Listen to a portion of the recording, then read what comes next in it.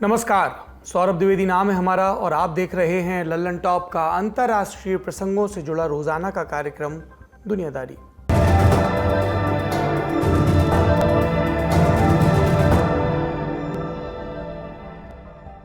अगर कूज मुनिस्वामी वीरप्पन को भारतीय इतिहास का सबसे दुर्दांत अपराधी कहा जाए तो कोई अतिशयोक्ति नहीं होगी। उसको पकड़ने के लिए शुरू हुआ ऑपरेशन 41 बरस तक चला और आखिरकार 18 अक्टूबर 2004 की रात स्पेशल टास्क फोर्स की टीम ने उसे मार गिराया। उस रात आखिर हुआ क्या था?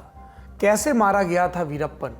एसटीएफ के तत्कालीन मुखिया के विजय कुमार ने लल्लन टॉप को पूरी कहानी सुनाई थी। आप भी सुनिए। अभी काफ़ी साल हो गया। अभी 2004 अक्टूबर 18 रात को करीब 9:30 बजे से लेके हम तैयार कर रहे थे फाइनल असॉल्ट के लिए। अंधेरा बहुत, एकदम न्यू मून का 4 दिन हो गया था, फिर भी मून नहीं देख पाया, कंप्लीटली क्लाउडेड था। 4 पेड़, बड़ा बड़ा, इतना बड़ा पेड़, उसको पीछे हम पोजीशन लेके एक सैंड बैग के साथ एक गाड़ी, शुगर केन के साथ दूसरा गाड़ी, और उनके लिए हम इंतज़ार कर रहे थे। हमारा एक आदमी ऑर्डिनरी ऑयल केक सेलर का रूप में एक होटल में, ऑर्डिनरी विलेज होटल में बैठ के वैसे बहाना कर रहा था, जैसे खाना खा। उनको इशारा मिला गाड़ी से। उस गाड़ी में कौन, जैसे आपने कहा कमांडर, वो गाड़ी का कमांडर एक दुराई, वेल्ला दुराई। जैसे हम लोग सुबह मिले थे 10 मिनट, हम कह रहे थे हमारा पुलिस फोर्स का अंदर, हमारा नीचे लोग, मतलब जो लोग हमारे नीचे ड्यूटी कर रहे हैं, sub inspector, constable, head constable, inspector, DSP, उसमें कई लोग हीरो टाइप का बहुत लोग हैं। उस हीरो में एक है वेल्लादुराई सब इंस्पेक्टर। ये एसटीएफ का ओरिजिनल आदमी नहीं था, हम बाहर से उनको इंपोर्ट किया केवल 2 दिन पहले ही। उससे पहले 1 महीने पहले 1 दिन अंदर भेजा, लेकिन उस दिन कामयाब नहीं हुआ। फाइनली 16 को उनको बुलाया, 17 उनको फायर आर्म्स ट्रेनिंग दिया। फायर आर्म्स में बहुत अच्छा था, फिर भी शार्पन करने के लिए हेकलर अनकोश सब मशीन गन, 9mm पिस्टल, 2-3 हथियार में। ये गाड़ी में कमांडर बन के आ रहे थे। जब ये दुकान उन्होंने क्रॉस किया, वहाँ से इशारा उन्होंने दिया। उसका इशारा का मतलब ऐसा इशारा दिया, लेकिन वो डार्कनेस में उनको वाइट गाड़ी, सो इसलिए ऐसा करने से वो बैकग्राउंड में नहीं दिख पाएगा, इसलिए गाड़ी के नीचे ऐसे किया। और गाड़ी का fog lamp, yellow colour lamp on था, और ऊपर का एम्बुलेंस का blue colour lamp revolving. Fog lamp का मीनिंग 4 लोग शामिल है, जितना लोग आना था वो लोग गाड़ी में आ गया। रिवॉल्विंग लॉक का मतलब है चारों का साथ हथियार है, लेकिन हथियार उनका साथ है।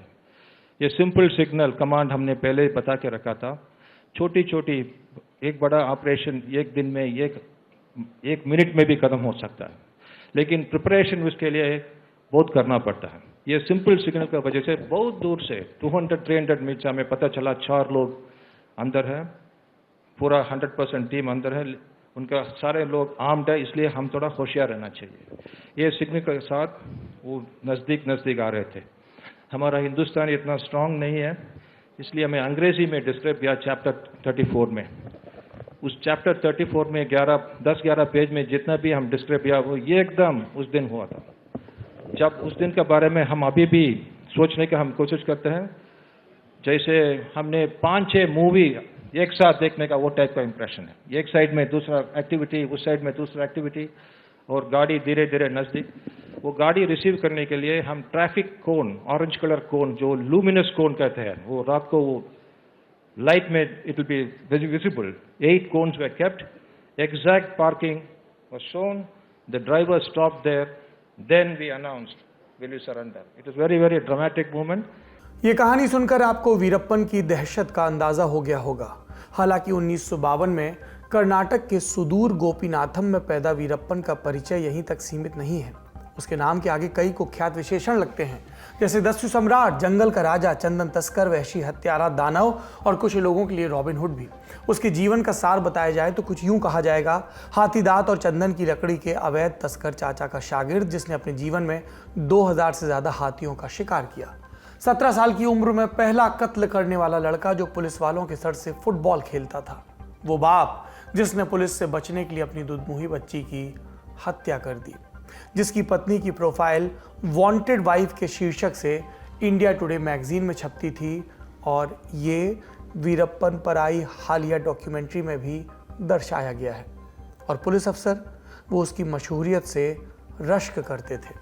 वीरप्पन वो जिसने 2000 में 2 राज्यों के तत्कालीन मुख्यमंत्रियों कर्नाटक के एस एम कृष्णा और तमिलनाडु के एम करुणानिधि को गिड़गिड़ाने पर लगभग मजबूर कर दिया था, जिसे पकड़ने के लिए भारत के इतिहास का सबसे बड़ा और सबसे महंगा ऑपरेशन चलाया गया। और जब 40 बरस बाद वो मारा गया तब एक अखबार ने सुर्खी लगाई, डेथ ऑफ अ डीमन, यानी एक दानव का अंत हुआ। उसकी कहानी के इतने सिरे हैं कि ओर छोर तय कर पाना नामुमकिन लगता है। अब एक अनछुआ पहलू पकड़ने की कोशिश की गई है। लाइफ ऑफ पाई के असिस्टेंट डायरेक्टर रहे सेल्वमणि सेल्वराज ने ये कोशिश आई है एक डॉक्यूमेंट्री सीरीज की शक्ल में। नाम है the Hunt for Veerappan, Hindi में बोलें तो वीरप्पन का आखेट। ये सीरीज इन दिनों खूब चर्चा बटोर रही है। पहला चैप्टर खुलते ही एक सवाल आता है, वीरप्पन कौन था? मुथुलक्ष्मी जवाब देती है, मेरा पति। उसकी कौन सी बात सबसे ज्यादा पसंद थी? ये दूसरा सवाल। और जवाब, वो वफादारों के लिए अपनी जान देने को तैयार रहता था, लेकिन कोई गद्दारी करे तो उनकी जान लेने में तनिक भी हिचकता न था। सूत्रधार आगे कहता है, आधुनिक समय में ऐसी घटना पहले कभी नहीं घटी और इतिहास में वीरप्पन जैसा अपराधी कोई दूसरा नहीं हुआ। इस सीरीज से पहले भी भारत में वीरप्पन पर कई फिल्में बन चुकी हैं, कई किताबें लिखी जा चुकी हैं। भारतीय अखबारों और मैगजीन्स में रिपोर्ट्स की भरमार है। आपका उनसे साबका भी हो चुका होगा। एक रेकमेंडेशन मेरी तरफ से भी। आपने एपिसोड की शुरुआत में के विजय कुमार का जिक्र सुना। के विजय कुमार ने वीरप्पन को पकड़ने की पूरी कहानी किताब की शक्ल में लिखी है, जिसका शीर्षक है चेजिंग द ब्रिगेंड। आप इसको पढ़ सकते हैं और ये आपको रुचिकर लगेगी। पर आज हम दुनियादारी में आपको वीरप्पन इन इंटरनेशनल मीडिया की कहानी सुनाने वाले हैं। आपको बताएंगे विदेशी मीडिया ने वीरप्पन को जब वो जीवित था और मरा किस नज़र से देखा, उसकी क्या कहानियां छापी। वीरप्पन जब 11 बरस का हुआ तभी से पुलिस की नज़र में आ गया था। कभी तस्करी, कभी डकैती, तो कभी मर्डर के केस में उसका जिक्र पुलिस फाइलों में हो रहा था। गिरफ्तार 1972 में पहली बार हुआ, लेकिन जल्द छूट गया। दूसरी बार 1986 में अरेस्ट किया गया और तब उसके अपराध की फाइल काफ़ी मोटी हो चुकी थी। इस दफ़ा वो घूस खिलाकर भाग निकला और फिर कभी जिंदा पुलिस की पकड़ में नहीं आया। 1980 के दशक से लेकर 2004 में मौत और उसके बाद तक वीरप्पन भारतीय मीडिया में छाया रहा। और विदेशी मीडिया, उसने पहली बार बढ़ चढ़कर दिलचस्पी तब ली जब जुलाई 2000 में वीरप्पन ने कन्नड़ सिनेमा के सुपरस्टार राजकुमार को किडनैप किया। 200 से ज़्यादा फिल्मों में काम कर चुके राजकुमार को कर्नाटक की जनता पूजा करती थी। अपहरण के वक्त उनकी उम्र 70 के पार थी, स्वास्थ्य ठीक नहीं और आशंका ये कि जंगल के माहौल में उनकी तबीयत और बिगड़ सकती है। ऐसा होने पर अराजकता फैलने का डर था। वीरप्पन ने राजकुमार को उनके तमिलनाडु स्थित फार्म हाउस से किडनैप किया था, इसलिए इसमें तमिलनाडु सरकार भी शामिल थी। तब एस एम कृष्णा कर्नाटक के और एम करुणानिधि तमिलनाडु के मुख्यमंत्री हुआ करते थे। दोनों ने मिलकर तमिल मैगजीन नक्कीरन के एडिटर आर गोपाल के साथ 3 और लोगों को मध्यस्थ बनाकर भेजा। प्रोसेस लंबा चला, बीच में कुछ और मध्यस्थ भी लाए गए और आखिरकार 108 दिनों के बाद वीरप्पन ने राजकुमार को रिहा कर दिया। रिपोर्ट्स के मुताबिक इसके एवज में दोनों राज्यों की सरकारों ने और परिवार ने वीरप्पन को करोड़ों की रकम दी। हालांकि सरकार ने इससे इनकार किया। वैसे वीरप्पन ने रिहाई के बदले कर्नाटक और तमिलनाडु के बीच चल रहे कावेरी जल विवाद समेत कई मुद्दों पर मांगे मनवानी चाहिए और इसकी वजह से दोनों राज्यों में टकराव की स्थिति भी पैदा हो गई थी, पर उसकी आखिरी नौबत नहीं आई। इस घटनाक्रम को विदेशी मीडिया ने प्रमुखता से छापा। 4 अगस्त 2000 को ब्रिटिश अखबार गार्जियन ने स्पेशल रिपोर्ट पब्लिश की। शीर्षक था in the layer of India's asthmatic bandit queen, यानी दमा के रोगी भारतीय दस्यु सम्राट के गढ़ से विशेष रिपोर्ट। आगे लिखा था, दक्षिण भारत के घने जंगलों में 72 साल का सिनेमाई देवता हाई ब्लड प्रेशर और कमजोर घुटनों से जूझ रहा है। ये 5वीं रात है जो उन्हें एक खतरनाक लेकिन दमे से परेशान भगोड़े की कैद में गुजारनी पड़ रही है। अब तक वीरप्पन छिप कर रह रहा था, वो बूढ़ा हो रहा है, हमेशा अवसाद में रहता है और भगोड़े वाली छवि से ऊब चुका है। 15 बरस तक सत्यमंगल के जंगलों में चंदन की लकड़ी और हाथी दांत का अवैध कारोबार चलाने के बाद वो किसी तरह सरकार के साथ डील पूरी करना चाहता है। राजकुमार के अपहरण ने पूरे भारत को झकझोर कर रख दिया। उनके गृह राज्य कर्नाटक में दंगे हो रहे हैं, तमिल अखबारों के दफ्तरों पर पत्थरबाजी हुई है, स्कूल बंद हैं, बस सेवाओं को रोक दिया गया है और एक फैन ने कम से कम आत्महत्या की है। 15 अगस्त को अमेरिकी मीडिया संस्थान CNN ने भी राजकुमार के 50 फैंस की गिरफ्तारी की खबर छापी। ये लोग जंगल में राजकुमार की तलाश के लिए जा रहे थे और पुलिस ने उन्हें रास्ते में रोक लिया। अगस्त बीता, सितंबर आया, राजकुमार नहीं आए और बातचीत वो चलती रही। इन सब के बीच लोगों का आक्रोश बढ़ता जा रहा था। 28 सितंबर को बीबीसी ने सुर्खी लगाई, किडनैप स्ट्राइक पैरालाइजेस बेंगलोर, यानी अपहरण कांड के विरोध में हड़ताल, बेंगलुरु घुटनों पर आया। अक्टूबर में भी बात नहीं बनी। आखिरकार 16 नवंबर 2000 को राजकुमार को रिहा किया गया। 17 नवंबर को अमेरिकी अखबार न्यूयॉर्क टाइम्स ने लिखा, Bangalore general, what a plot, what an ending, a stars kidnapping. Bangalore का था एक सितारे का अपहरण, क्या कहानी थी और क्या अंत। एनवाईटी ने आगे लिखा, उनकी चाल में लचक थी, आवाज में शान थी, उनकी छाती के बाल उभर आए थे। आज एक अविश्वसनीय घटना घटी, महानायक की वापसी हुई है। उसकी एक झलक पाने की आस में हजारों नौजवानों ने घंटों नारेबाजी की। राजकुमार उन सबके मार्गदर्शक हैं, उनके नायक, उनके देवता, जिन्हें 109 दिनों तक तावदार मूंछों वाले एक डकैत ने दक्षिण भारत के जंगलों में बंधक बनाकर रखा और अब उस डकैत यानी वीरप्पन ने बिना कुछ कहे उन्हें छोड़ दिया। अफवाहें हैं कि तमिलनाडु और कर्नाटक की सरकारों ने फिरौती में करोड़ों की रकम चुकाई है। राजकुमार कहते हैं, मुझे ऐसी किसी डील के बारे में कोई जानकारी नहीं है। राजकुमार के अपहरण के समय कर्नाटक के डीजीपी रहे सी दिनाकरन ने 2002 में एक किताब लिखी थी, वीरप्पन प्राइस कैच राजकुमार। इसमें कहा गया कि राजकुमार को छुड़ाने के लिए 20 करोड़ रुपए दिए गए थे। इस पर काफी बवाल हुआ। दिनाकर को गवर्नर से सिक्योरिटी की मांग भी करनी पड़ी। खैर, राजकुमार कांड के बाद वीरप्पन का नाम पूरी दुनिया की जबान पर आ गया। फिर विदेशी संस्थानों ने उसकी कुंडली खंगालनी शुरू की। जुलाई 2000 में बीबीसी ने एक और सुर्खी लगाई, वीरप्पन अ रूथलेस एंड डेयरिंग बैंडिट, यानी वीरप्पन निर्दयी और खतरनाक डकैत। आगे बीबीसी लिखता है, भारत का सबसे कुख्यात भगोड़ा और $33,000 यानी अभी के हिसाब से लगभग 25 लाख भारतीय रुपए का इनामी वीरप्पन मोस्ट वांटेड अपराधियों की लिस्ट में सबसे ऊपर है। आरोप 20 करोड़ के हाथीदांत और 180 करोड़ के चंदन की लकड़ी की तस्करी का। 1990 के दशक में 3 राज्यों की पुलिस फोर्स ने उसकी तलाश शुरू की। दबाव में आकर उसने सरेंडर करने का ऑफर दिया, बदले में खूब सारे पैसे, क्षमादान और हथियार रखने की इजाजत मांगी। सरकार ने इसे मानने से इनकार कर दिया था।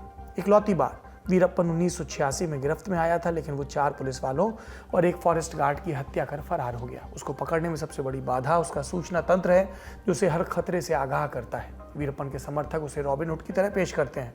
पुलिस कहती है वो हर उस शख्स को मार देता है जिस पर उसे संदेह है, इसीलिए गांव के लोग चुप रहना पसंद करते हैं।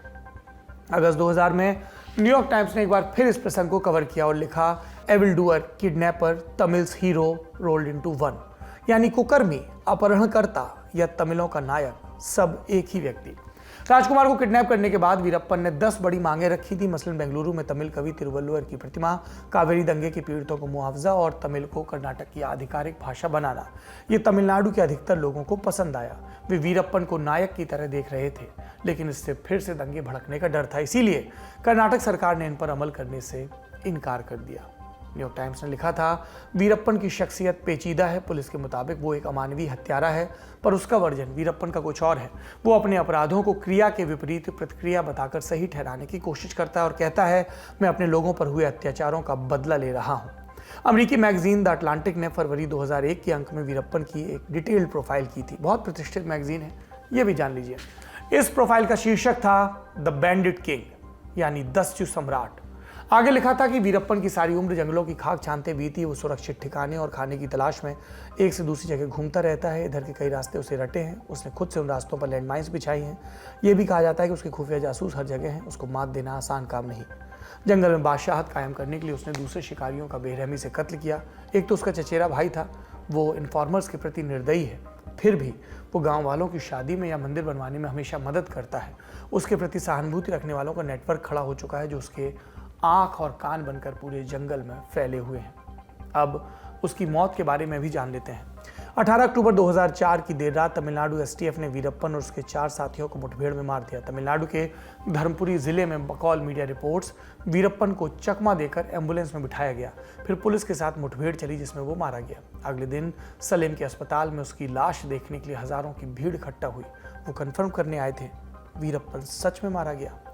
ये खबर भारत के साथ साथ पूरी दुनिया में सनसनी बनकर फैली। बीबीसी ने तब सुर्खी लगाई, death of a legendary bandit, यानी कुख्यात डकैत का, जो मिथक का हिस्सा बन चुका है, अंत। और लिखा कि भारतीय पुलिस की आंखों का सबसे बड़ा कांटा हट चुका है। इसी के साथ डकैतों का एक निर्मम चैप्टर बंद होता है।